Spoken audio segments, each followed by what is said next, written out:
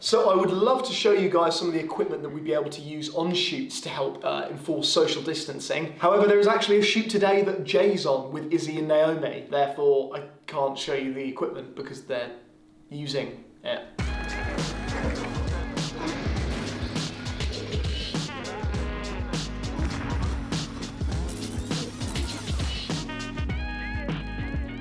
In today's vlog, we're going to be talking about PPE and social distancing amongst the workplace. So in the office at the moment, we've still only got just myself and Angus. We're not planning to bring other editors back until sort of mid-July. That's enough, Jesus Christ. So yeah, in the office, of course, we have multiple areas. Across the office, we have multiple different PPE stations, which include antibacterial gel, disposable face masks and antibacterial wipes as well. So we're aiming back in the office mid-July, get everyone back in then, which is something we're very, very excited to do. It's obviously something we're going to have to be quite cautious about. So there's been a number of precautions we've been taking and ideas. You know, we've had all sorts of different ideas, including like taking one of the doors off its hinges because it's not a necessary door, and then there's less things to kind of touch. We're actually buying everyone on the team who doesn't have one a reusable face mask to try and kind of minimise the cost and B, the kind of waste of the temporary face mask. And those who want to wear them can. We're trying to get some additional office space so we can space people out so they're not having to sit next to each other. And we are still waiting on government guidelines, as I know they're reviewing the 2-metre thing, and that will kind of tell us how many people we can have back in the office. We're likely to have some people still working from home or still potentially partially working from home. We're not back in for another, almost a month.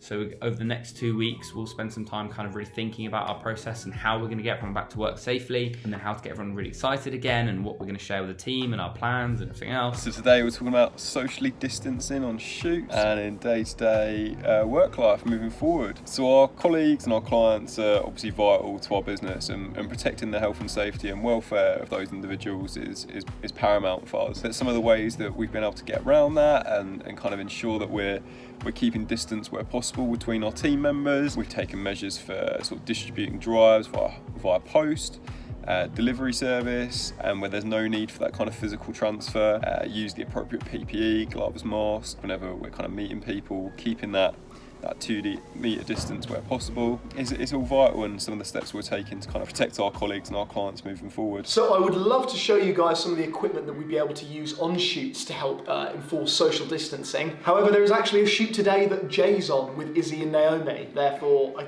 can't show you the equipment because they're using it. But what that consists of is just multiple things to keep distancing as easy as possible, really. So where we'd normally use like a lav mic for an interview, we're going to be boom poling it instead using like an NTG shotgun mic, or setting up the shotgun mic on a little lighting stand or microphone stand and just aiming it in their general direction. In a similar vein, with our shots, we're trying to, in general, use more zoom lenses. That way we can keep a bit of a further distance, a further focal length, and then punch in. We've just wrapped up for a shoot for a living furniture company. He's been shooting it for us today. Now he's been doing all the art direction, a little bit of set dressing, making sure we're getting the shots that we need. And it's been pretty fun. Ladies have got their masks on, socially distancing, and making sure that we're keeping those preventative measures, control the virus, you know how it is. I also think that there is an aspect of kind of mental health in this as well, because people have been away from the office for such a long time. I think it might be quite a daunting prospect for some people to go back in, or it might feel a bit strange, or it might be a little bit difficult. So I think on the morning that we go back in, we're probably going to take it very easy. We're not really going to do any work. We're just going to let people kind of catch up with each other and chat to one another, all that sort of thing, and ease us back in slowly. And then we'll just kind of do some fun activities in the afternoon and announce some plans and have some presentations and stuff. The first day back at work, it won't be a proper day back to work. I think we'll just be about mapping out what's happened, where we want to go, and getting everyone kind of comfortable again and inspired and on board with the mission. It's going to be really interesting over the next few months, kind of how things progress with the COVID situation, how that affects us as an industry. But I've got every faith in the team and the business moving forward that no matter what kind of challenges are thrown at us, we'll overcome those and hopefully come out of it in a stronger position as well. Either way, we're still here, we're still shooting, and we're still producing, making shit hot content.